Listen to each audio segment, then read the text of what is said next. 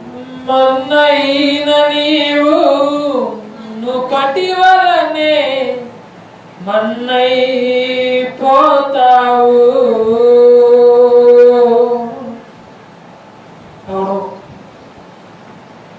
మార్పు చెందవా నీవు, మార్పు చెందవా, నీ బ్రతుకు మార్చుకోవా. అనుకూల సమయము ఇది, మారు మనసునే పొందవా, మారు మనసునే పొందవా. మార్పు చెందవా నీవు, మార్పు చెందవా, మనసు మార్చుకోవా, మారు మనసునే పొందవా. ఇన్నాళ్ళు నీవు జీవించినా గాని ఏముంది లోకంలో, ఇన్నాళ్ళు నీవు చేసిన క్రియలన్నిటికీ తీర్పుంది పైలోకంలో.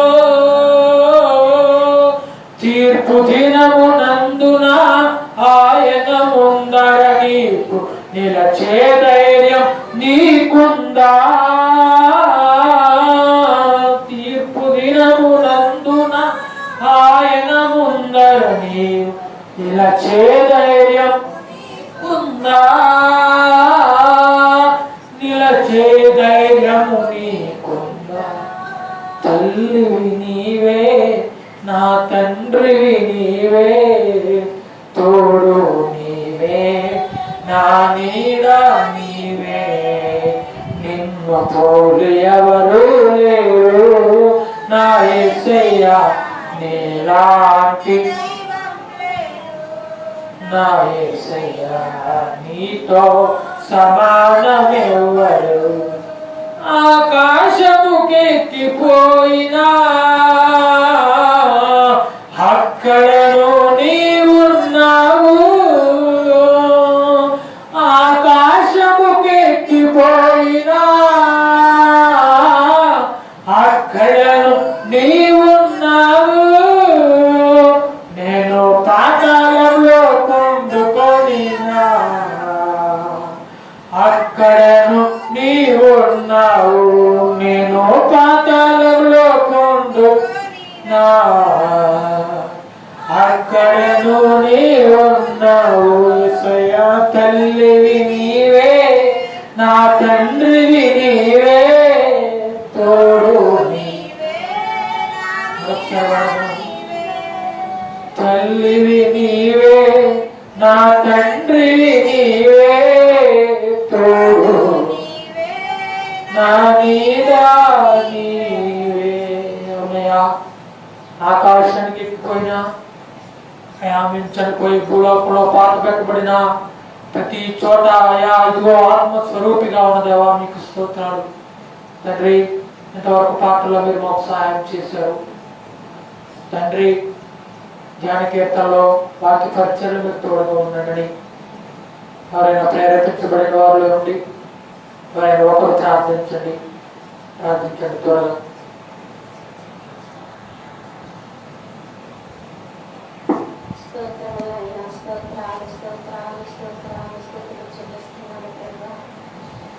గొప్ప దేవుడైన మా ప్రభా నీకే స్తుతులు స్తుతులు స్తుతులు స్తోత్రములు నాయన.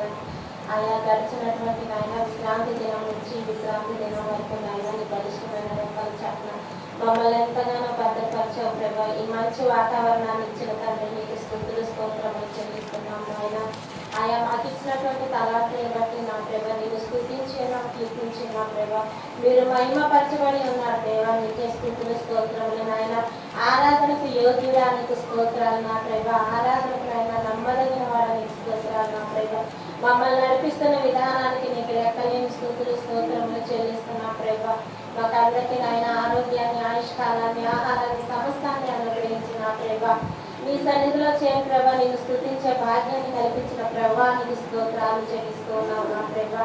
నా తండ్రి మా యొక్క జీవిత విధానాలు సమస్తము మీ సన్నిధిలోనైనా ఉన్నాయి ప్రభా. మీరు చూచుచున్న దేవుడు ప్రభా, ప్రతి ఒక్కరి హృదయాంతరంగాలు ఎరిగిన వాడు నాయన. అయా నా తండ్రి, మా సంఘంలో ఉన్న ప్రతి బిడ్డని నాయన, ప్రతి బిడ్డ అవసరాన్ని మీరు జ్ఞాపకం చేసుకోండి నా ప్రభా. ఆయా గృహాలు లేని వారు ఉన్నారు నా ప్రేమ, వారిని జ్ఞాపకం చేసుకోండి ప్రేమ. వర్షం పడుచుంటే భయపడుచు ఉన్నారు ప్రేమ, నేను అటు బిడ్డలు మీరు జ్ఞాపకం చేసుకోండి.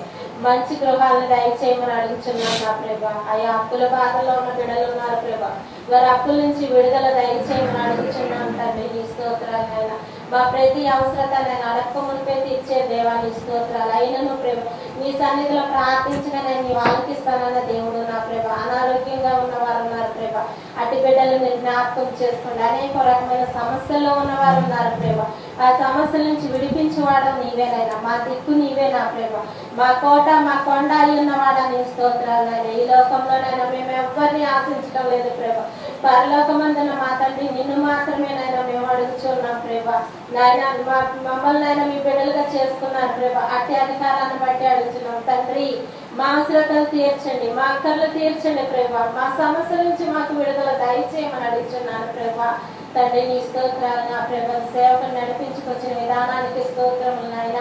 వాతావరణాన్ని సానుకూలపరిచిన ప్రేమ నీ స్తోత్రాలు నా ప్రేమ. మా యొక్క జీవితాల్లో నాయన ఎర్ర సముద్రం లాంటి సమస్యలు ఉన్నాయి ప్రేమ, వాటి నుంచి మీరే విడుదల దయచేయమని నాయన. అందులో నుంచి నాయన మేము నడిచి రాగలిగినట్లు, నిన్ను మహిమపరచినట్లు నా ప్రేమ, నీకు సాక్షి బిడ్డలుగా ఉండినట్లు సహాయం చేయమని అడుగుతున్నాం. కీర్తన చదువుచుండగా మీరు ఉండండి, వాటిని చెప్పుచుండగా నీ దాసుని మీరు ముట్టండి నా ప్రేమ. నాయన మాతో సూటిగా తేటగా మాట్లాడమని, మా జీవితాల్లో అన్వయించుకునే కృపని అనుగ్రహించమని అడుగుతున్నాం నాయన. మీ మాటే మమ్మల్ని బలపరుస్తుంది ప్రేమ, మీ మాటే మా బాధల్లో నెమ్మదినిస్తుంది ప్రేమ. అటువంటి మాటల చేత నాయన మేము ధైర్యము పొందుకొని జీవించే కృపని మీరు అనుగ్రహించాలని యేసునామమున ప్రార్థించి వేడుకొంచున్నాం తండ్రి. ఆమేన్. అందరూ నిలబడదాం. నిలబడి 113వ సంకీర్తన 113 మొదటి నుండి చివరి వరకు చదవండి ఎవరైనా. 113 మొదటి నుండి చివరి వరకు.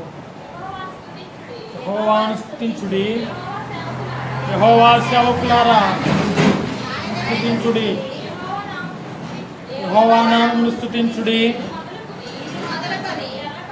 ఎల్లకాలము యెహోవా నామమును సన్నుతించబడును గాక.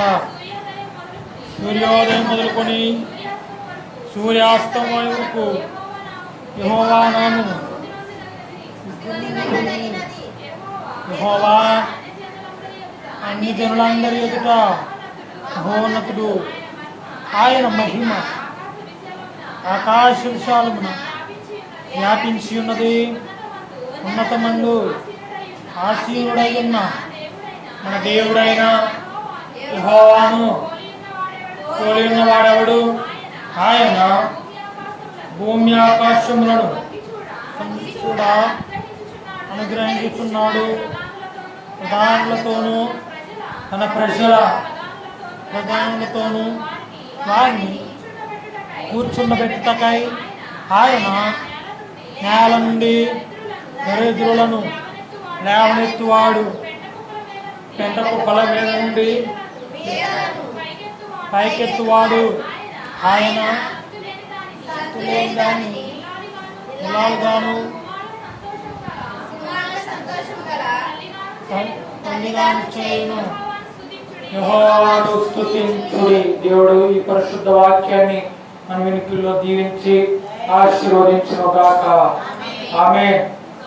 అలాగనే నిలబడి 2 చేతులు పైకెత్తండి. స్తుతి కళలో పాడుతూ తదుపరి మన ముందున్న కార్యక్రమంలోకి వెళ్దాం. 2 చేతులు పైకెత్తి హల్లెలూయా హల్లెలూయా హల్లెలూయా హల్లెలూయా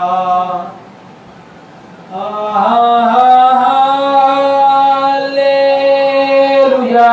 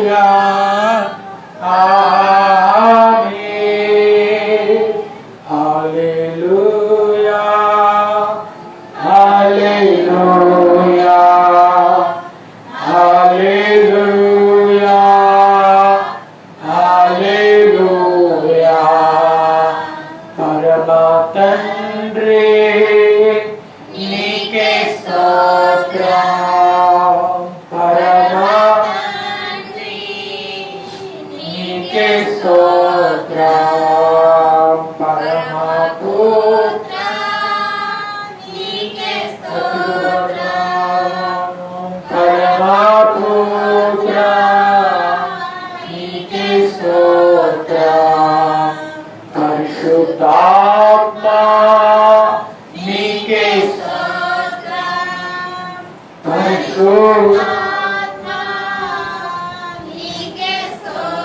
కలిసి పాడదాం. హల్లెలూయా హల్లెలూయా హల్లెలూయా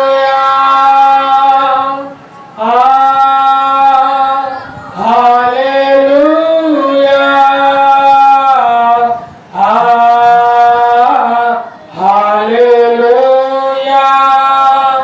హల్లెలూయా హల్లెలూయా హల్లెలూయా హల్లెలూయా. ఆరాధనకి యోగ్యమైన మా ప్రియ పరలోక తండ్రి, నీ ఘనమైన పరిశుద్ధమైన పాదాలకు స్తోత్రాలయ్యా తండ్రి. పాటల్లో, ధ్యాన కీర్తనలో, స్తుతి ఆరాధనలో, స్తుతి పల్లవిలో, ప్రతి విషయంలో మీరు మాకు తోడుగా ఉన్నారు. ఇప్పుడు మరి జరగనున్న కార్యాన్ని మీ చేతులకు అప్పగిస్తున్నాను. ఇప్పుడు చేయబడిన ప్రార్థనలు, పాటలు, విజ్ఞాపన, స్తుతి ఆరాధన, స్తుతి పల్లవి ప్రతి ఒక్క విషయంలో మీరు ఆయన మీరే మహిమ పొందారని మేము విశ్వసిస్తున్నాం. ఇప్పుడు మేము వాక్య పరిచయలో పిలుచుండగా మీ కృప సన్నిధి మాకు దయచేయమని యేసయ్య నామములో అడిగి వేడుకుంటున్నాం ఆ పరమ తండ్రి. ఆమేన్. అందరూ కూర్చున్నాం. దయచేసి అందరూ కూర్చున్నాం. హల్లెలూయా అంటే చెప్పండి. హల్లెలూయా హల్లెలూయా హల్లెలూయా. సరే, ఈ సమయంలో సాక్ష్యాలు సమయం కనుక ఇది సాక్ష్యాలు చెప్పేవారు సాక్ష్యాలు, ఏదైనా ప్రార్థన అవసరతలు ఉంటే మరి ప్రార్థన అవసరతలు చెప్పండి, మనం ప్రార్థన చేసుకుందాం. ప్రార్థన అవసరతలు ఏమైనా ఉంటే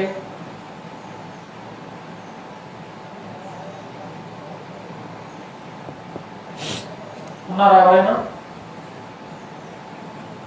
ఎవరు లేరా? సరే, ఈరోజు యేసుక్రీస్తు ప్రభువారు మనకు అనుగ్రహించిన గొప్ప భాగ్యాన్ని బట్టి మనమందరం దేవుడికి స్తుత్యాగం అర్పించే బిడ్డలుగా ఉండాలని దేవుని యొక్క లేఖనం సెలవిస్తూ ఉంది. ఏమంటా ఉంది అంటే 113వ దావీదు కీర్తన యొక్క కీర్తనలో కీర్తనకారుడు రాస్తూ అంటా ఉన్నాడు. మొదటి వాక్యాన్ని ఎవరైనా చదవండి. యెహోవాను స్తుతించండి, యెహోవా సేవకులారా ఆయనను స్తుతించుడి. దేవునికి మహిమ కలుగును గాక. హల్లెలూయా హల్లెలూయా హల్లెలూయా. ఇక్కడ రాయబడిన మాట ఏంటంటే యెహోవాను స్తుతించుడి. ఎవరు స్తుతించాలి? ఎటువంటి జనాలను స్తుతించాలి? ఎలాంటి వారు దేవుణ్ణి స్తుతించాలి అని ఒక ప్రశ్న ఏర్పడినప్పుడు దాని కిందనే ఒక సమాధానం ఇచ్చాడు. ఏంటంటే యెహోవా సేవకులారా, యెహోవా సేవకులారా ఆయనను స్తుతించాలి. యెహోవా సేవకులు అంటే దైవజనులే కాదు, యెహోవా సేవకులు అంటే ప్రవక్తలే కాదు, యెహోవా సేవకులు అంటే కూడి ఉన్న దేవుని జనాంగమైన ప్రతి ఒక్క బిడ్డ యెహోవా సేవకుడే. మనం ఏం చేస్తున్నాం? దేవుణ్ణి స్తుతిస్తున్నాం, దేవుణ్ణి ఆరాధిస్తున్నాం. మనం ఏం చేస్తున్నాం? దేవుణ్ణి మహిమపరుస్తున్నాం. మనం ఏం చేస్తున్నాం? ఆయనకు పరిచయం చేస్తున్నాం. మనం ఏం చేస్తున్నాం? ఆయనకు సేవ చేస్తున్నాం. అందుకే దేవుడు యొక్క రాయబడిన మాట ఏంటంటే యెహోవా సేవకులారా యెహోవాను స్తుతించండి. యెహోవాను స్తుతించుట మంచిది, యెహోవాను స్తుతించుట ఆశీర్వాదకరం, యెహోవాను స్తుతించుట దీవెనకరం అన్నాడు అబ్రహాము. ఎన్నో మార్లు దేవుని స్తుతించాడు, ఎన్నో మార్లు దేవుణ్ణి ఆరాధించాడు. అది 113వ కీర్తనలో ఆఖరి వచనాన్ని చదవండి. ఆఖరి వచనం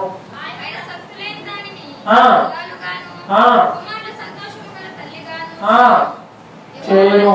చాలు చాలు. ఏమంటా ఉన్నారు అక్కడ? సంతానం లేని వారికి దేవుడు సంతానాన్ని అనుగ్రహిస్తాను. ఎప్పుడు అనుగ్రహిస్తాడు? దేవుణ్ణి సన్నతించినప్పుడు, దేవుణ్ణి స్తుతించినప్పుడు. మనలో ఉన్న ప్రతి ఒక్క రోగాలు పోవాలంటే, మనలో ఉన్న ప్రతి ఒక్క అనారోగ్యాలు పోవాలి, మనలో ఉన్న ప్రతి ఒక్క దోషక్రియలు తొలగిపోవాలి అంటే మనం చేయవలసిన ఒక పని ఏంటో తెలుసా? దేవుణ్ణి ఎప్పుడు సన్నతిస్తాను, ఎప్పుడు దేవుణ్ణి ఆరాధిస్తూనే ఉండాలి. ఇదిగో కష్టం వచ్చింది, నేను ఆరాధించలేను, ఇదిగో నాకు నష్టం జరిగింది, నేను ఆరాధించలేను అని అనుకున్నావు అనుకో, దేవుడు అంటాడు నీవు నష్టపరిహారం ఖచ్చితంగా చెల్లించాలి. దేవుడు అంటా ఉన్నాడు, నన్ను పూర్ణ హృదయంతో, నన్ను పూర్ణ మనస్సుతో ఎవరైతే వెతుకుతారో వారికి మాత్రమే నేను దొరుకుతాను. నేను వారికి మాత్రమే కనబడతాయని దేవుడి యొక్క వాక్యం సెలవిస్తా ఉంది. ఈరోజు దేవుడు ఒక గొప్ప అంశాన్ని, ఒక గొప్ప వాక్యాన్ని మనం ఉంచుకోతా ఉన్నాడు. దాని నిమిత్తం మనం ప్రార్థన పూర్వకంగా ఉందాం. దేవుడు అంటా ఉన్నాడు, ఏమో తెలుసా, ఇదిగో నువ్వు నన్ను స్తుతించు, నువ్వు నాకు ఇచ్చి శోధించు, నువ్వు నాకు ఇచ్చి ఇదిగో నన్ను ప్రతిలాడు, నీవు నాకు ఇచ్చి శోధించు, అప్పుడు నా దగ్గర ఉన్న ఆశీర్వాదాలని. అన్నాడు అబ్రహాంకి ఎలాగైతే ఆశీర్వాదం ఇచ్చాడు, అన్నాడు యేసుక్రీస్తు ప్రభువారు ఆ యొక్క యెహోవా దేవుడు, తండ్రి అయిన దేవుడు ఎలాగైతే ఆ ప్రవక్తను వాడుకున్నాడో, ఒక సేవకుల్లాగా ఒక పరిచారకులుగా ఎలాగైతే ఆనాడు ఆ యొక్క ప్రవక్తను వాడుకున్న దేవుడు మనం కూడా వాడుకోవాలి అని ఎంతగానో ఇష్టపడతా ఉన్నాడు. మరి మనం అలాగే జీవించాలి. ఇక్కడ మనకు కనబడుతున్న ఆశీర్వాదకరమైన మాట ఏంటంటే, అనేక కుమారులకు తల్లిగా నేను నిన్ను నియమిస్తాను, అనేక మంది పిల్లలకు తండ్రిగా నియమిస్తాను. ఎప్పుడు నీవు నాకు పరిచారకుడుగా ఉన్నప్పుడు, నీవు నాకు సేవ చేస్తున్నప్పుడు, ఎప్పుడు నీవు నన్ను ఆరాధిస్తున్నప్పుడు నిన్ను ఒక గొప్ప జనాంగంగా చేస్తాను. అబ్రహాముకు ఎటువంటి ఆలోచన లేదు, ఇదిగో దేవుడు నాకు సంతానాన్ని ఇస్తానన్నాడు, అంతే కదా. దేవుని ఒక ప్రశ్న అడుగుతా ఉన్నాడు, ఇదిగో నాకు దాసుడుగా ఉన్నట్టు ఎలియాజరే నాకు సంతానంగా మారిపోతాడా, నా సంతానాన్ని అభివృద్ధి పరచడానికి ఈయనే మేల్కొలుపుగా ఉంటాడా అంటే యెహోవా దేవుడు అంటా ఉన్నాడు, ఏమన్నా తెలుసా, ఎలియాజరు నీకేమాత్రం సంతానాభివృద్ధి కలుగలేడు, కానీ ఒక వాగ్దానం ఇస్తున్నాను. ఆ వాగ్దానం ఏంటో తెలుసా, ఈరోజు ఇదిగో నీకు సంతానం లేదా, నీకు అనేక బలహీనతలు ఉన్నాయా, అనేక శ్రమలో నీకు కొట్టుబట్టాడుచున్నావా అని దేవుడు అంటా ఉన్నాడు, నా సన్నిధిగా నన్ను ఆరాధించు, నన్ను ప్రేమించు, అప్పుడు ఖచ్చితంగా నీకు ఒక గొప్ప ఆయుష్ని ఇస్తాను అన్నాడు. హిజ్కియాకు దేవాది దేవుడు ఎన్ని సంవత్సరాలు ఆయుష్ని ఇచ్చాడు, ఎన్ని సంవత్సరాలు, 15 సంవత్సరాలు, దగ్గర 15 సంవత్సరాలు ఎక్స్ట్రా బ్రతికేశాడు, ఎక్కువ కాలం బ్రతికాడు. ఎందుకు?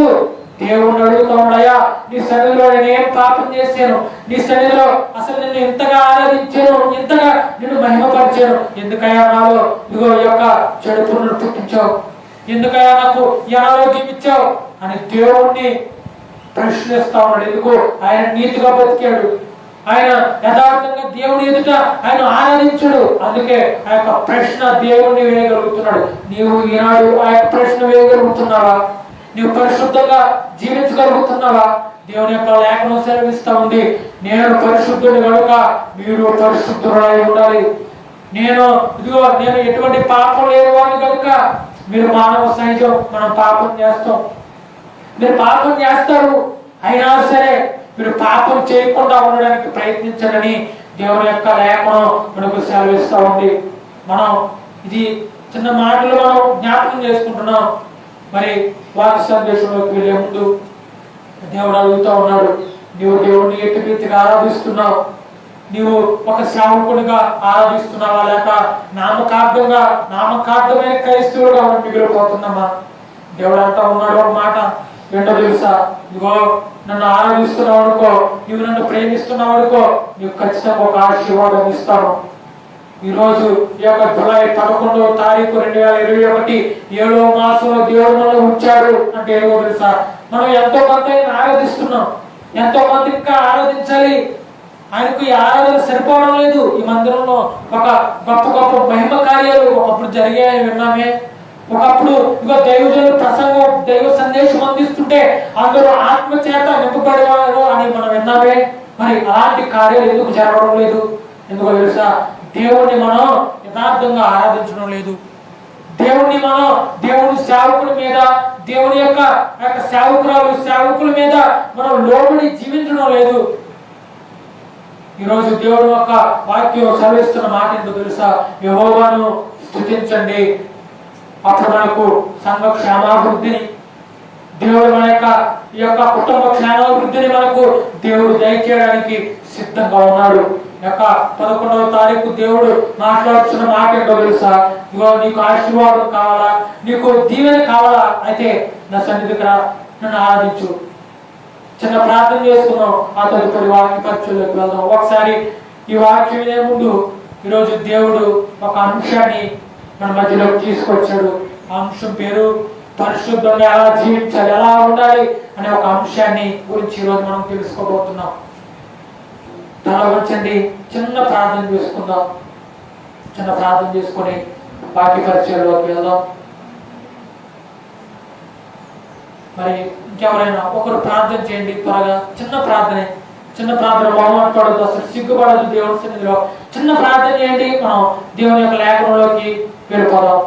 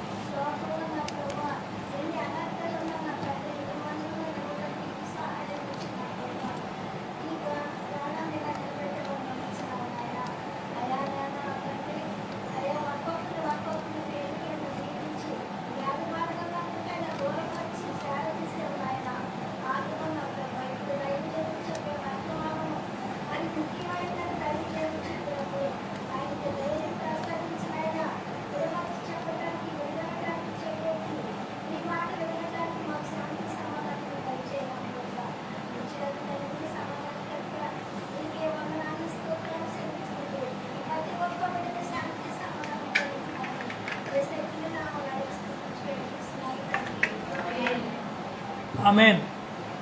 హల్లెలూయా. మన దైవలేఖనాన్ని తెరిచి త్వరగా చదవండి. నేను చెప్పిన వచనాలు. 1 పేతురు రాసిన పత్రిక 1 పేతురు 11వ అధ్యాయం 15, 16 వచనాలు. 1 పేతురు 11, 15, 16 చదవండి త్వరగా.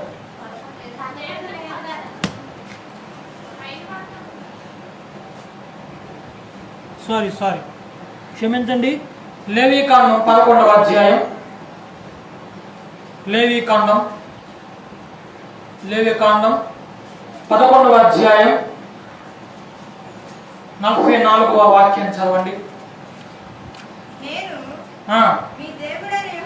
మీ దేవుడైన యెహోవాను నేను పరిశుద్ధుడను గనుక మీరు పరిశుద్ధులై ఉండునట్లు మిమ్మును మీరు పరిశుద్ధపరచుకోవాలి. దేవునికి స్తోత్రం చెప్పండి. హల్లెలూయా, హల్లెలూయా. ఎందుకు మొదటి పాయింట్ ఏంటంటే ఎందుకు పరిశుద్ధంగా ఉండాలి అని మనం చదివినప్పుడు యెహోవా దేవుడు అన్నాడు లేవీయులకు, ఆ యొక్క ఇశ్రాయేలు ప్రజలకు మోషేతో చెప్తున్న మాట ఏంటంటే మేము ఎందుకు పరిశుద్ధంగా ఉండాలి, ఎందుకు పరిశుద్ధంగా జీవించాలి అని అడుగుతా ఉన్నప్పుడు దేవాతి దేవుడు ఒక మాట సెలవిస్తా ఉన్నాడు. నేను మీ దేవుడైన యెహోవాను చెప్తున్న మాట, నేను మీ దేవుడైన యెహోవాను, నేను పరిశుద్ధంగా ఉన్న ప్రకారము మీరు పరిశుద్ధులై ఉండటానికి ప్రయత్నించండి. మనం పరిశుద్ధంగా ఉండలేమని దేవునికి తెలుసు. పరిశుద్ధంగా ఉన్న కొన్ని రోజులు ఉంటాము. ఒక ఉదాహరణకు మనం చెప్పుకుందాం ఏంటంటే దేవుని యొక్క వాక్యంలో నుండి ఏమని మొదటిగా ఎంతగానో దేవునికి ఇష్టడుగా బ్రతుకుతాం. బాప్తిసం రక్షణ పొందిన ఆ తొలి దినాల్లో కొత్త క్రైస్తవంలోకి కొత్తగా వచ్చినప్పుడు మనం ఎంతగానో దేవుణ్ణి ఎంతగానో ఆరాధిస్తుంటాం, దేవుని ఎంతగానో మహిమపరుస్తూ ఉంటాం.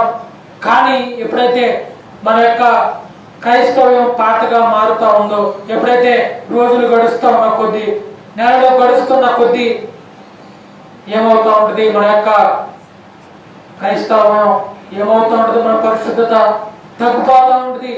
మనం అలా తగ్గిపోకుండా ఉండాలి అంటే పరిశుద్ధంగా జీవితం. ఎందుకు పరిశుద్ధంగా ఉండాలి, ఎందుకు దేవుణ్ణి ఆరాధించాలి, ఎందుకు పరిశుద్ధంగా జీవించాలి అని మనం దేవుణ్ణి ప్రశ్నిస్తే ఈ లేవీకాండంలోనే జవాబు ఇస్తా ఉన్నాడు.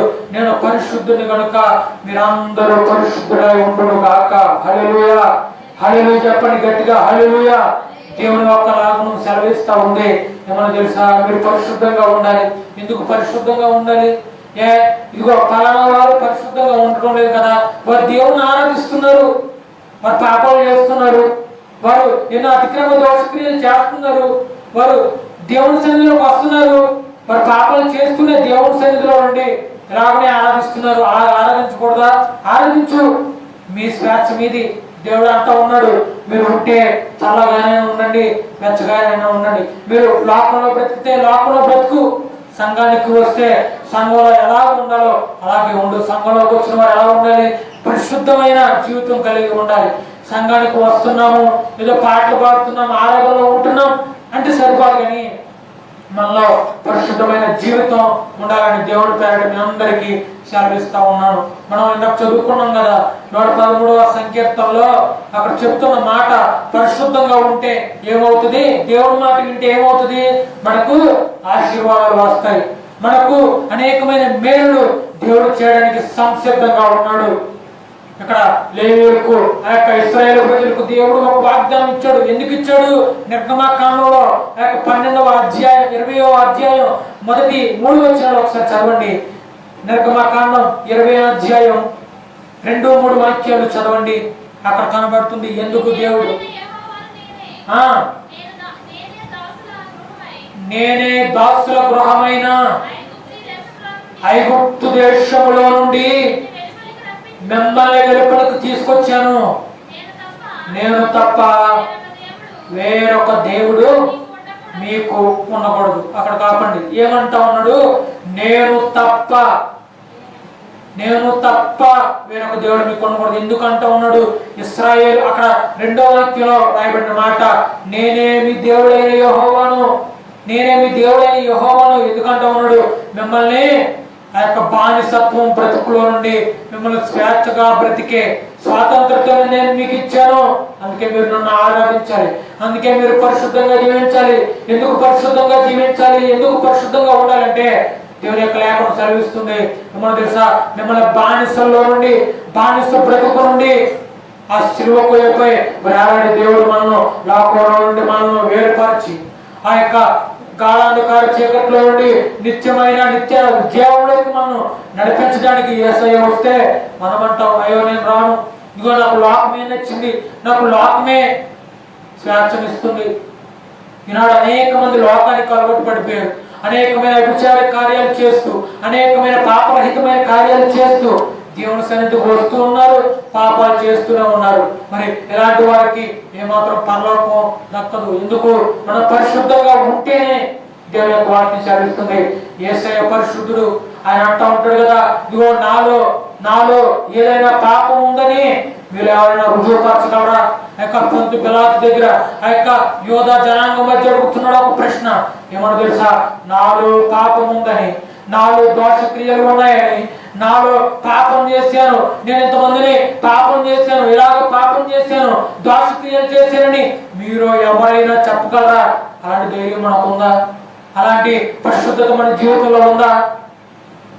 మనం ఒకవేళ మనం అడిగితే ఎంతమంది బయట నుండి వేలు చూపించిగో పలానా పాపం చేసావు కదా, పలానా దోషక్రియం చేసావు కదా, పలానా వాటిని మోసం చేసావు కదా అని ఖచ్చితంగా మన వైపు ఈ యొక్క లోక స్నేహితులు మన వైపు ఖచ్చితంగా వేలు చూపిస్తారు. అలా వేలు చూపించుకోకుండా ఉండాలి అంటే దేవుని సన్నిధిలో ఎదగాలి, దేవుని సన్నిధిలో మెరగాలి. పోయిన వారం మనం నేర్చుకున్న వాక్యం ఏంటి? క్రైస్తవుడి నడత ఎలా ఉండాలి అని చెప్పాను. మెలకుగా ఉండాలి. ఎలా ఉండాలి? వెలుగుచున్న దీపం మాదిరి ఉండాలి క్రైస్తవుని జీవితం. పోయిన వారం మనం ఈ సత్యాన్ని, పోయిన వారం కొంత భాగాన్ని నేర్చుకున్నాం. క్రైస్తవుని నడత ఎలా ఉండాలి, ఈ వారం పరిశుద్ధంగా ఎలా జీవించాలి అని దేవుని యొక్క అంశం చెప్తున్నాము. నగ్న సత్యం ఏంటంటే, మనం ఎప్పుడైతే దేవుణ్ణి ఆరాధిస్తామో, మనం ఎప్పుడైతే దేవుణ్ణి ప్రేమిస్తూ ఉంటామో, అప్పుడే మనం దేవుణ్ణి ఆరాధించగలిగే, దేవునిలాగా పరిశుద్ధంగా జీవించగలిగే భక్తులుగా ఉంటాం. అపోస్తలుడైన పౌలు అంటూ ఉంటారు కొన్ని పత్రికల్లో, ఏమనో తెలుసా? ప్రతి ఒక్క కొలసీలకు రాసిన ఆ యొక్క కొలసీ పత్రిక 1వ అధ్యాయం 1వ వచనాన్ని ఒకసారి చదవండి.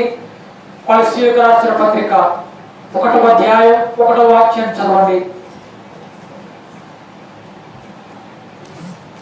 కొలసీ 1:1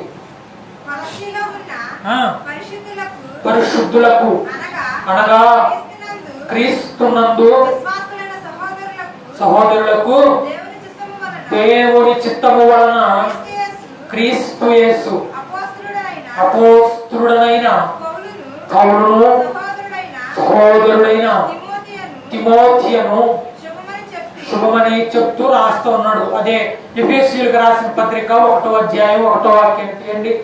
ఎఫెసీయులకు రాసిన పత్రిక 1వ అధ్యాయం 1వ వాక్యం. దేవుని చిత్తము వలన దేవుని చిత్తము వలన క్రీస్తు క్రీస్తు యేసు యేసు అపోస్తలుడైన అపోస్తలుడైన పౌలు ఎఫెసులోనున్న ఎఫెసులోనున్న పరిశుద్ధులను పరిశుద్ధులను క్రీస్తు క్రీస్తు యేసునందు యేసునందు విశ్వాసులైన వారికి విశ్వాసులైన వారికి శుభమని చెబుతూ రాస్తా ఉన్నాడు ఒక లేఖ రాస్తూ ఆ యొక్క లేఖలో ఎఫెసీకి కొలస్సీలకు రాసిన 2 పత్రికలను తిమోతి గారి చేత అపోస్తలుడైన పౌలు ఆ యొక్క ఎఫెసులో ఉన్న పట్టణానికి పంపిస్తూ ఆ యొక్క సంఘాలకు పంపిస్తూ శుభమని రాస్తూ ఇంగ్లీష్ బైబిల్ ఏముంటుందంటే ఏమి రాయబడి ఉందంటే ఆయన అపోస్తలుడు అని చెప్పడం లేదు, కానీ ఇంగ్లీషు ఆ యొక్క తర్జుమాలో ఆయన అంటా ఉన్నాడు, క్రీస్తు వలన ఖైదీ అయిన నేను, క్రీస్తు వలన ఆ యొక్క పరిచయం చేస్తూ ఆ యొక్క చెరసాల్లో వేయబడిన అపోస్తలుడు అని అనడం లేదు, కానీ క్రీస్తుకు ఖైదీ అయిన పౌలు అను నేను. అంటే ఆయన ఎంతగానో పరిచయం చేస్తాడు. మరొక మాట చెప్తా ఉన్నాడు, ఏమన్నా తెలుసా, ఇదిగో నేను పరిశుద్ధుని చెప్పుకోవసరం లేదు, కానీ ఏమంటా ఉన్నాడు, ఇదిగో పాపులలో నేను ప్రధాన పాపిని అని చెప్తా ఉన్నాడు.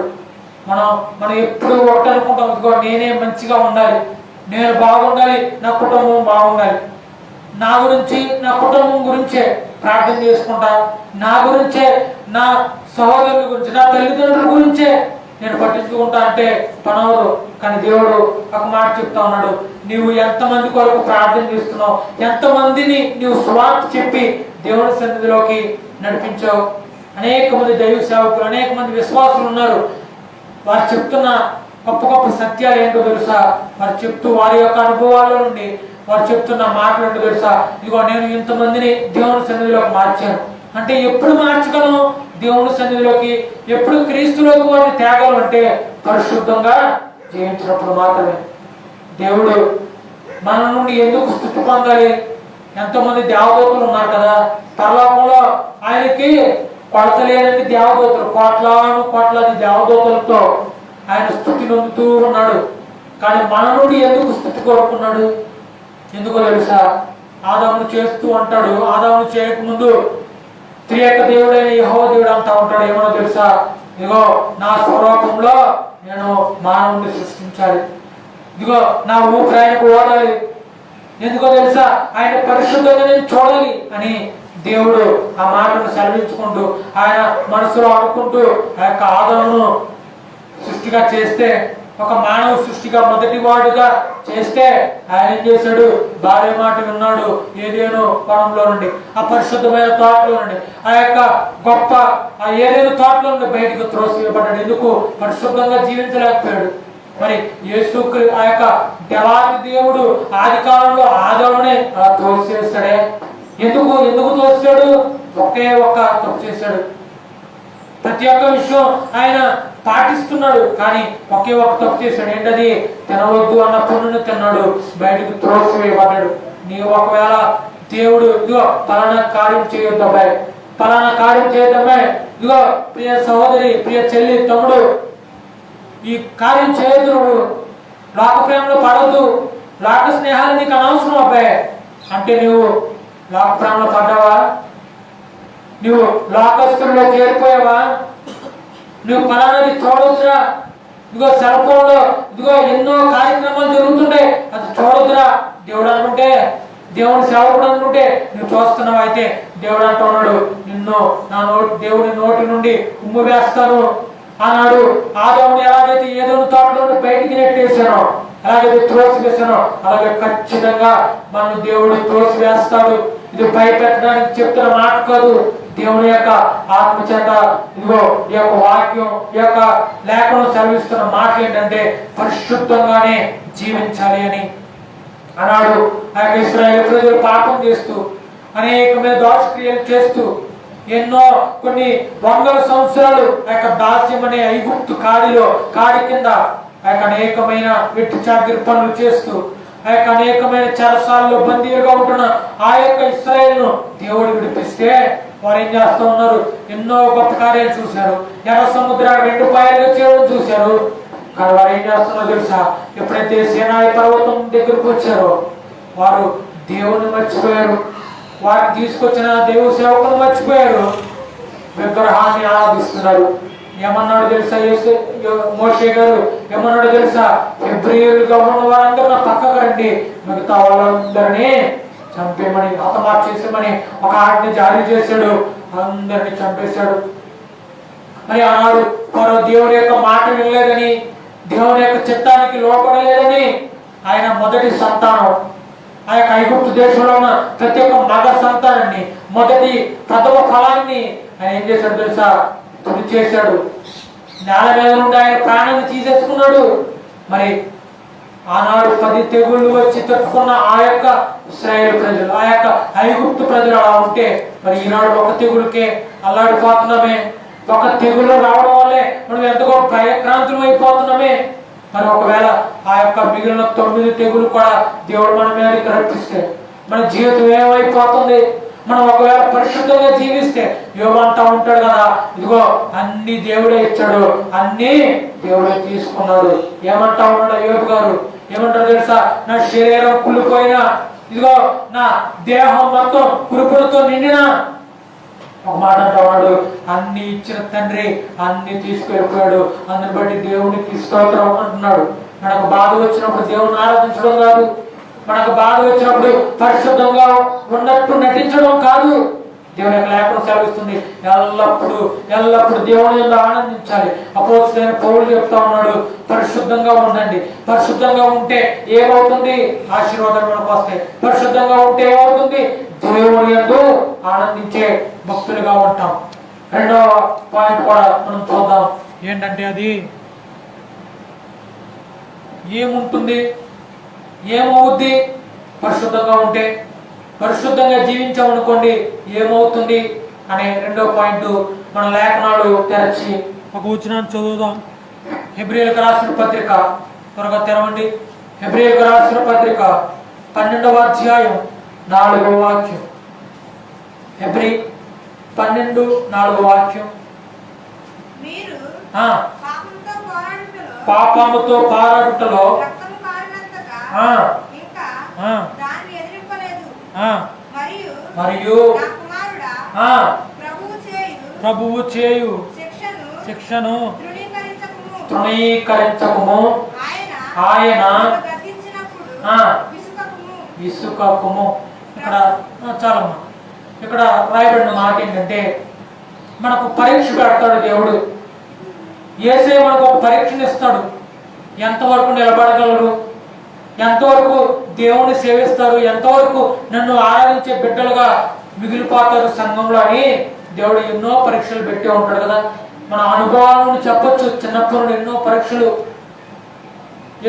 పరీక్షలు మనం పాస్ అవుతామా, మనము నెగ్గుతామా, విజయం సాధిస్తామా లేదని దేవుడు మనకు ఎన్నో పరీక్షలు పెడతాడు. ఇదిగో పలానా బాధ వచ్చింది, నువ్వు కుంగిపోతున్నావా?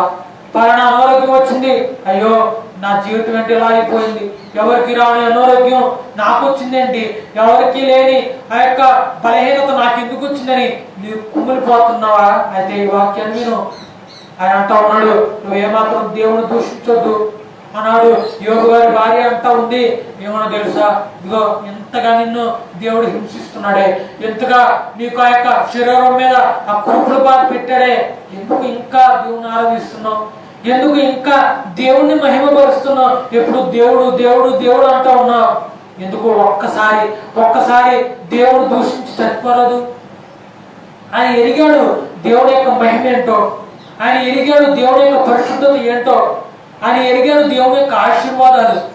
అందుకే కదా ఆయన రెట్టింపు ఆ యొక్క ప్రతి ఒక్క విషయాన్ని ఆయన పొందాడు.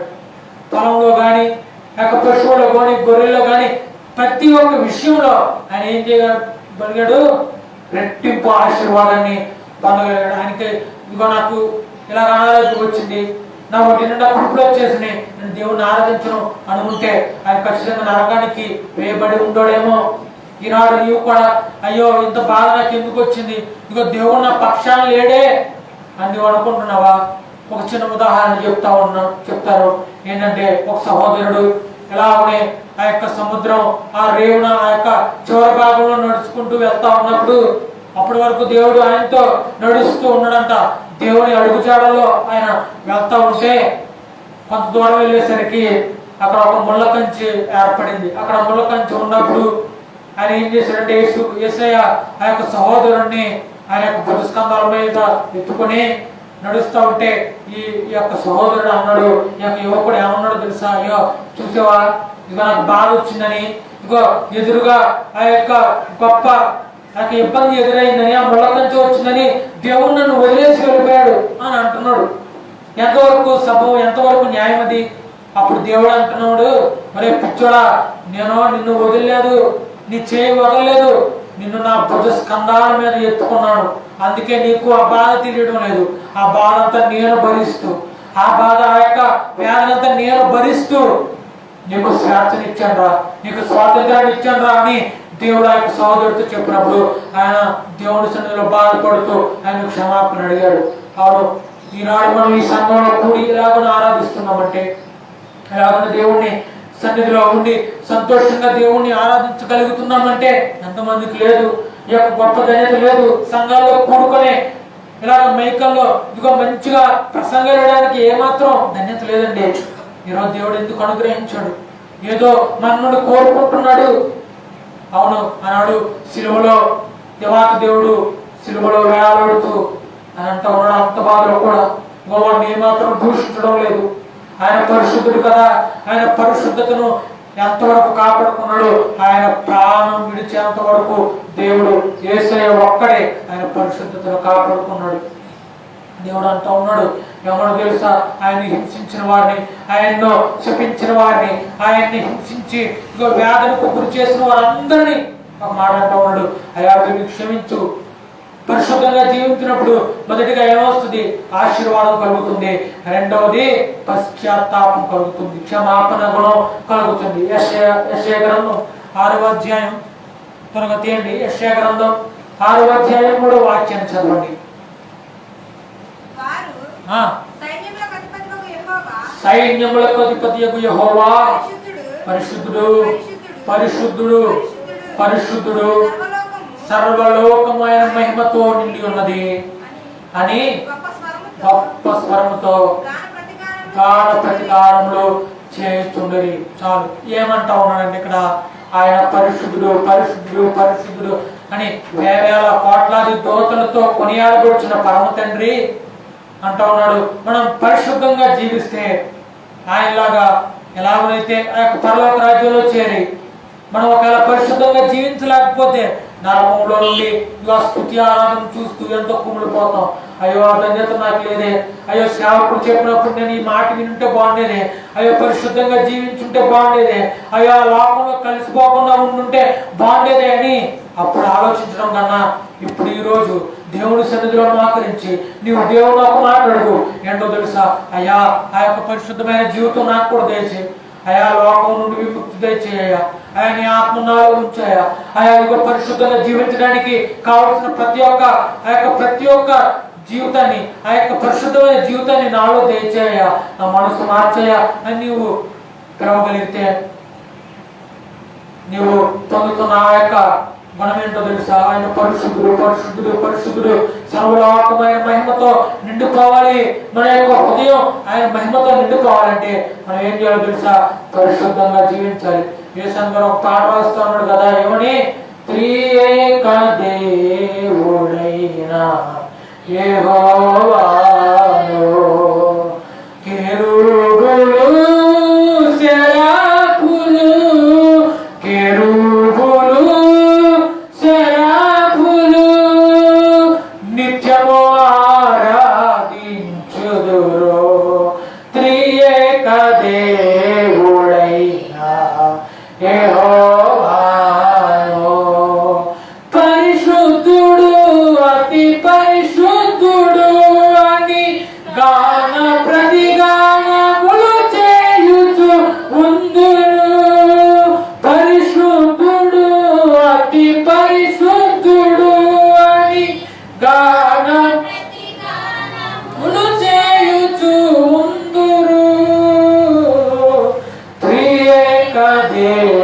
దేవుడైన యెహోవాను.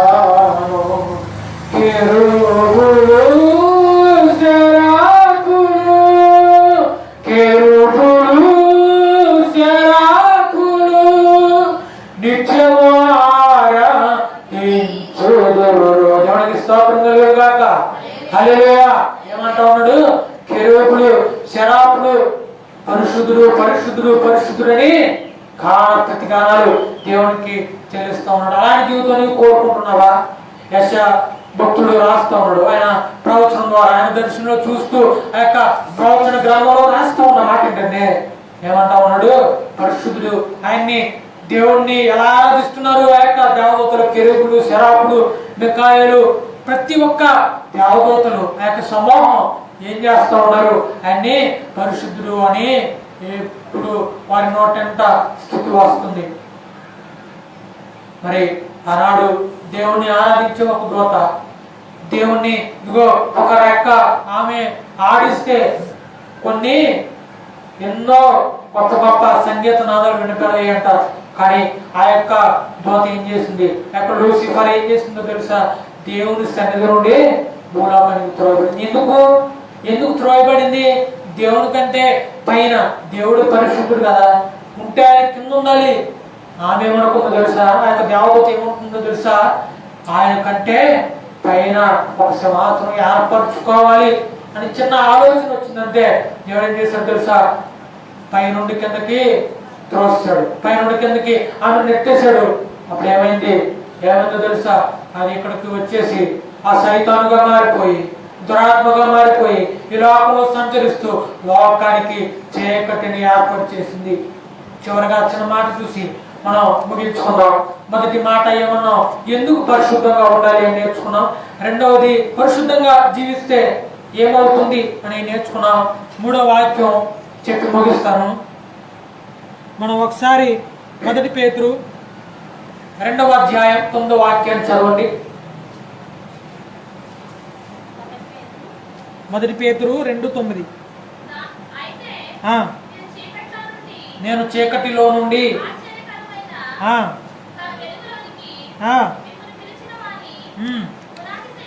గుణాతిశయములను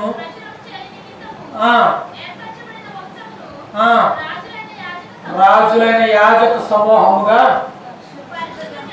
పరిశుద్ధ జనముగా దేవుని చాలు. ఇక్కడ ఎలాంటి బహుమానం పొందుతాము? మొదటిగా ఎలా ఉండాలి, ఎలా పరిశుద్ధంగా ఎందుకు ఉండాలి, రెండవదిగా పరిశుద్ధంగా ఉంటే ఏమవుతుంది, మూడవ మాట ఏంటంటే ఎలాంటి బహుమానం మనం పొందుతాం అనేది మనం ఊహించాలి. మనం పరిశుద్ధంగా ఉన్నాం, ఆయన పెట్టిన పరీక్షలన్నీ విజయంతో సాధిస్తున్నాం. కానీ మనం ఆ యొక్క పరీక్షల్లో నెగ్గినప్పుడు మనం స్కూల్లో కానీ కాలేజెస్లో కానీ యూనివర్సిటీలో ప్రతి ఒక్క విషయంలో మనకు పరీక్ష పెట్టినప్పుడు మనకు బహుమానం స్వీకరిస్తారు, మనకు బహుమానాన్ని అందిస్తారు. ఒక పేరునో ఒక షీల్డ్నో ప్రతి ఏదో ఒక దాన్ని మనకు బహుమానంగా ఇస్తారు. కానీ ఇక్కడ కూడా దేవుడు యేసయ్య అంటా ఉన్నారు ఎలాంటి బహుమానం పొందుతారంటే రాయబడిన మాట ఏంటంటే రాజులైన యాజక సమూహంగా మేము ఉంచుతాం. ఎలా ఉంచుతానంటున్నాడు దేవుడు? రాజులైన యాజక సమూహం అంటే ఏంటో తెలుసా? ఈ లోక రాజులు కాదండి, ఈ యొక్క లోకంలో జీవించే రాజులు కాదండి. మన తండ్రి అయిన దేవుడు రాజు అయినప్పుడు ఆయన కుమారులు ఏమవుతారు? రాజకుమార్తెలు అవుతారు, రాజకుమారులు అవుతారు, రాజకుమార్తెలు అవుతారు. ఏమవుతారు? యువరాజులు అవుతారు.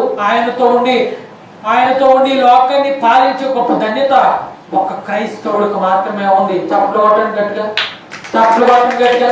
ఏమంటా ఉన్నాడు దేవుడు? రాజులైన యాజక సమూహంగా మిమ్మల్ని చేస్తాను. ఎప్పుడు చేస్తాడు? పరిశుద్ధంగా ఉన్నప్పుడే. ఎప్పుడు చేస్తాడు? ఆయన పరిశుద్ధంగా ఆరాధించినప్పుడే. నువ్వు పరిశుద్ధంగా ఆరాధించకుండా, దేవుని ఏమాత్రం మహిమపరచకుండా, దేవుని పాటలో ఉండకుండా, ఆరాధనలో ఉండకుండా, వాక్యం ఏమాత్రం వినకుండా ఏదో ఆలోచిస్తూ కూర్చుంటే నీకు పరిశుద్ధమైన జీవితం ఇవ్వడం. నీకు పరిశుద్ధమైన జీవితం కావాలి అంటే నువ్వు ముందుగా పరిశుద్ధంగా జీవించాలి, ఆయన ప్రార్థించాలి, ఆయన వాక్యానుసారంగా నడుచుకోవాలి. ఆ తర్వాత ఇస్తున్న బహుమానం ఏంటంటే రాజులైన యాజక సమూహంగా మనం చేయబోతా ఉన్నాడు. దేవునికి స్తోత్రం కలుగును గాక. హల్లెలూయా. గట్టి చెప్పండి హల్లెలూయా. ఇందును బట్టి మనం ఎంతగానో సంతోషించాలి. ఒక బహుమానాన్ని ఇస్తున్నాడండి. తర్వాత రాయబడిన మాట ఏంటంటే రాజులైన యాజక సమూహంగా చేస్తాను, తర్వాత పరిశుద్ధులుగా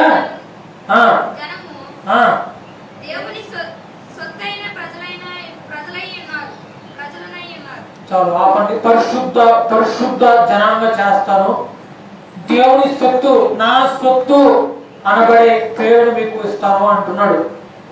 ఏమని అంటా ఉన్నాడంటే మొదటిగా రాజులైన యాజక సమూహంగా చేస్తాను, యువరాజులుగా యువరాణీలుగా చేస్తాను, ఆ తర్వాత నా పేరు పెట్టబడిన ప్రజలుగా. ఆనాడు అబ్రహామును పేరు పెట్టి పిలిచాడు. ఏమని? అబ్రహమా ఇగో నీవు నా దగ్గరకు రా, అబ్రహమా ఇగో నీవు నా సొత్తయ్యా. ఇశ్రాయేలు ప్రజలు దేవునికి ప్రీతికరమైన ప్రజలు, ఇశ్రాయేలు ప్రజలు దేవునికి ఎంతగానో ఇష్టమైన ప్రజలు. వారిని చూసి అంటా ఉన్నాడు, అయ్యో ఇదిగో నా ప్రజలు నశించిపోతున్నారే, అయ్యో నా ప్రజలు ఇదిగో ఆ యొక్క ధ్యానవ్యవస్థకు జారిపోతున్నారే. ఆయన ఎంతగానో బాధపడుతున్నాడు. కానీ అబ్రహాముకు ఇచ్చిన వాగ్దానం దేవుడు ఈరోజు మనకి ఇస్తున్నాడు. ఇదిగో నా సొత్తు. ఆ యొక్క ఇర్మియా భక్తుడితో ఒక మాట సెలవిస్తాడు. ఏమో తెలుసా? ఇదిగో నిన్నెప్పుడు ఏర్పరచుకున్నాను తెలుసా? నీ తల్లి గర్భంలో పిండముగా ఏర్పరచబడక ముడిపే దేవుడు మనల్ని ఆయన సొత్తుగా ఏర్పరిచాడు, ఆయన సేవకులుగా ఏర్పరిచాడు. ఆయన సన్నతించాలని, ఆయనతో పరిశుద్ధంగా జీవించాలని దేవుడి యొక్క లేఖనం సెలవిస్తూ ఉంది. మరొక వాక్యం చూద్దాం. యాకోబు రాసిన పత్రిక, యాకోబు రాసిన పత్రిక 2వ అధ్యాయం 24వ వాక్యం. 2:24 యాకోబు. విశ్వాసం వలన మాత్రము కాక క్రియ మూలమున ఎంచబడని మీరు దీని వలన గ్రహింతురు. దేని వలన వారు అభివృద్ధి పరచబడరు? విశ్వాసం వలన కాదు. వారు చూసి విశ్వసిస్తే వారికి బహుమానం వేరుగా ఉంటుంది. మనం శిష్యులలో ఒక శిష్యుడైన తామని మనం జ్ఞాపకం చేసుకున్నప్పుడు, ఎప్పుడైతే ఈ యొక్క మిగిలిన యొక్క అపోస్తులు, ఆ యొక్క శిష్యులు వచ్చి ఇదిగో మాకు యేసుక్రీస్తు ప్రభువారు కనపడ్డారు, మాకు యేసుక్రీస్తు ప్రభువారు మాకు ఇలా కనపడ్డాడు, ఆయన సజీవుడై తిరిగి లేచాడు అన్నప్పుడు వాళ్ళందరూ నమ్మారు, చూడకుండా నమ్మారు. కానీ తామా అంటాడు, ఏమన్నా తెలుసా? నేను ఆయన గాయాలలో వేలు పెట్టి చూడాలి, నేను ఆయన గాయాలలో వేలు పెట్టి చూస్తేనే విశ్వాసంతో అప్పుడు విశ్వసిస్తాను, అప్పుడు అంగీకరిస్తాను. అప్పుడు యేసయ్య వచ్చి ఆయన గాయాలు చూపిస్తూ ఇదిగో చూడు, నాకు ఉన్నట్టు భూతానికి యొక్క శరీరం ఉంటుందా? సజీవుడిని అయిపోతాను, సజీవుడైన దేవుడుగా నేను నిలబడతాను అని అన్న మాట నువ్వు మర్చిపోయావు. మీరు నమ్మారు, కానీ తామ ఏం చేశాడు? విశ్వసించలేదు.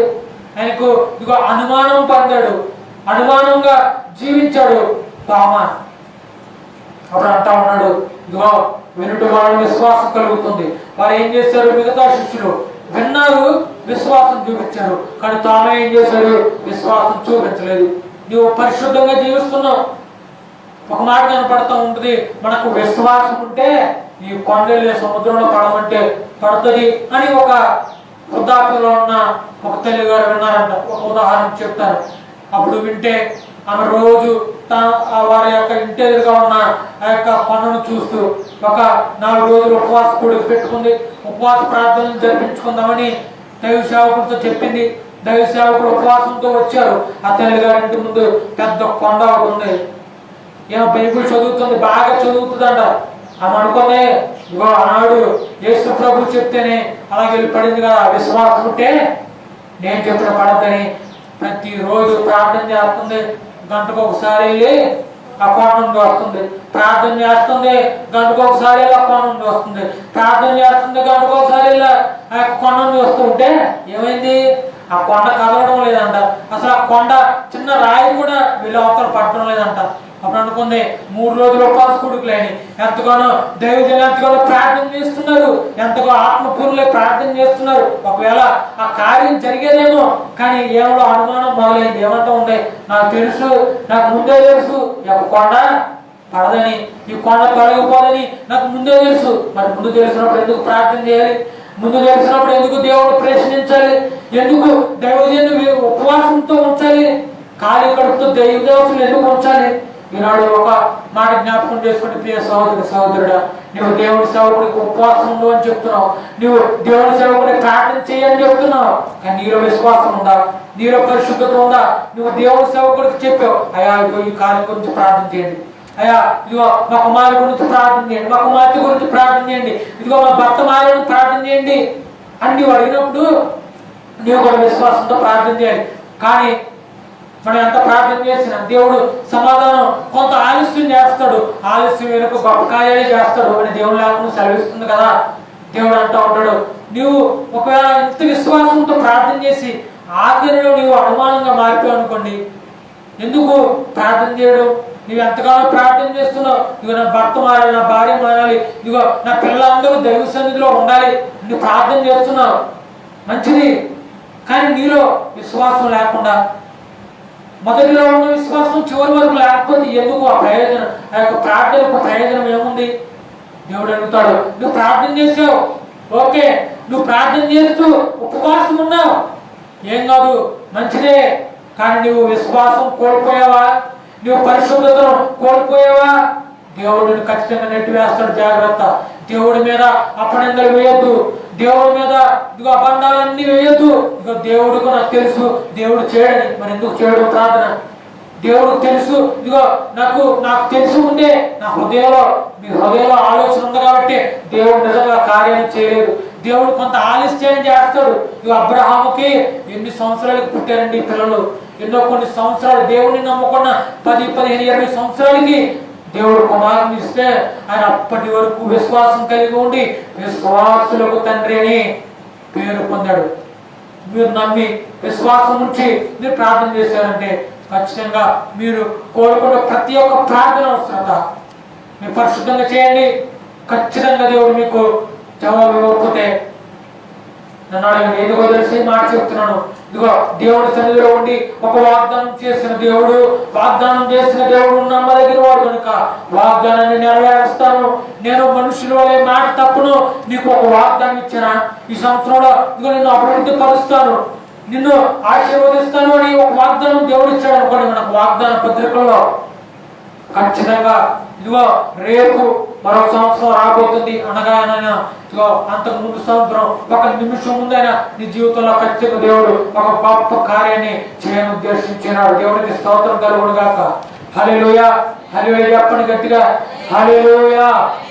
చివరిగా చిన్న మాటను తీసుకొని ప్రార్థన చేసుకుందాం. ఏంటంటే మొదటి యోహాను రాసిన పత్రిక 1వ అధ్యాయం 9వ వాక్యం. మొదటి యోహాను, మనం ఒప్పుకొని ఎడల ఆయన నమ్మదగిన వాడును నీతిమంతుడును గనుక ఆయన మన పాపములను దుర్నీతుల నుండి పవిత్రునిగా చేస్తాడు. పైన మనకు కనబడిన మాట ఫస్ట్ మొదటిగా మనం చెప్పుకున్న మాట ఏంటంటే పరిశుద్ధంగా ఎందుకు ఉండాలి, తర్వాత ఏమవుతుంది పరిశుద్ధంగా ఉంటే, ఆ తదుపరి మాటలో చెప్పాను ఎలాంటి బహుమానం పొందుతామని. ఈ పైవన్నీ మనం చేయాలి అంటే ఏం చేయాలి? పాప క్షమాపణ కావాలి. మనం రక్షణ పొందుతున్నాం, పర్లేదు. మనం దేవుడి సన్నిధిలో కన్నీరు కారుస్తున్నాం, పర్లేదు. పై భక్తి చేయొద్దు. సహోదరుడు, ఇదిగో దైవ సేవకుడు చూస్తున్నాడని, ఇదిగో నా యొక్క విశ్వాసులు చూస్తున్నారని, ఇదిగో పక్కన ఇంటి వారు చూస్తున్నారని నువ్వేమాత్రం భక్తి చేయొద్దు. కానీ దేవుడు అంటా ఉన్నాడు, నువ్వు పాప క్షమాపణ, ప్రతి ఒక్క దుర్నీతి నుండి నువ్వు విడుదల పొందాలి అంటే అది ఒక్క యేసయ్యకు మాత్రమే సాధ్యం. ఈరోజు నువ్వు పాప క్షమాపణ పొంది పరిశుద్ధంగా జీవించాలనుకుంటున్నావా? ఈరోజు ఉన్న వాక్యాన్ని మన హృదయంలో ఉంచుదాం. మన హృదయంలో ఉంచబడిన ఆ యొక్క వాగ్దానాన్ని దేవుడు మనతో మరొక మాట సెలవిస్తున్నాడు. వాగ్దానాన్ని ఇచ్చిన వాడు నమ్మదగిన వాడు. ఒక రాయబడిన మాట, ఆయన నీతిమంతుడు, ఆయన యథార్థవంతుడు, ఆయన నమ్మదగిన దేవుడు కనుక ఆయన ఖచ్చితంగా మన యొక్క వాగ్దానాన్ని నెరవేరుస్తాడు. ఆయన మన ఎడల చూపిన కృప, ఆయన మన ఎడల చూపిన ప్రేమ శాశ్వత కాలం ఉంటుంది. మనల్ని ప్రేమించిన వారు, మన లోక ప్రేమ ఎన్నో చూస్తూ ఉంటాం. మనం చూస్తూ ఉంటాం, ఎన్నో న్యూస్లో ఎన్నో వార్తలు చూస్తాం. ఇదిగో పలానా అబ్బాయి ప్రేమించాడని, పలానా అమ్మాయిని మోసం చేశాడని చనిపోయారు. ఎందుకు ప్రేమించడం, ఎందుకు ప్రాణం పెట్టడం, ఎందుకు? ఈరోజు దేవుడు అడుగుతా ఉన్నాడు, నీవు అలాంటి ప్రేమ కాకపోయినా నీవు దేవుని కంటే ఎక్కువగా ఎవరినైనా ప్రేమించావా? నువ్వు దేవుడి కంటే ఎక్కువగా ఎవరినైనా ప్రేమించావు అనుకోండి, దేవుడు అంటా ఉన్నాడు, ఇదిగో వద్దు, ఎప్పటికైనా మారు, ఎప్పటికైనా పాప క్షమాపణ కలిగి జీవించు. ఎప్పటికైనా ఈ వాక్యం ద్వారా నీవు దైవ సేవకుడి ద్వారా వచ్చిన ఈ మాటలను నీవు నీ మధ్యలో ఉంచుకో. అప్పుడు ఖచ్చితంగా దేవుడు అంటా ఉన్నాడు, నేను పరిశుద్ధంగా చేస్తాను. తల ఉంచుదామా? ప్రార్థన చేసుకుందాం. తల ఉంచండి, ప్రార్థన చేసుకుందాం. ప్రతి ఒక్కరు తల ఉంచి నిలువమాకలు వేయండి. మా ప్రియ సహోదరి సహోదరుడా, నిలువమాకలు వేయండి. వేయగలిగిన వారందరూ నిలువమాకలు వేయండి. పరిశుద్ధంగా జీవించాలి అని నీవు అనుకుంటే, నీ హృదయంలో పాప క్షమాపణ కావాలి. అయ్యో ఇది పాప జీవితం నాకు వద్దు, అయ్యో ఇదిగో ఈ యొక్క దోషమైన జీవితం నాకు వద్దు అని నీవు అనుకుంటున్నావా? అయితే మోకరించు. అయితే మోకరించి నేను చేతి పైకెత్తు, కన్నీరు కార్చు. దేవుని సన్నిధిలో నీవు ఉండి, దేవా అయ్యా నా మరవినయ్యా, యేసయ్యా ఇదిగో నన్ను క్షమించయ్యా అని ఒక మాట్లాడుకు. దేవుడు మన మీద, మన సంఘం మీద ఆయన కను దృష్టిని ఉంచాడు. ఆయన కను దృష్టి ఉంచి ఆయన ఆత్మ చేత ఇదిగో మనల్ని నింపాలని మనం ప్రార్థన చేస్తున్నప్పుడు దేవుడు ఆయన యొక్క పరిపూర్ణ ఆత్మ ఏం చేస్తుందో తెలుసా? మనకు ఆదరణ కలిగి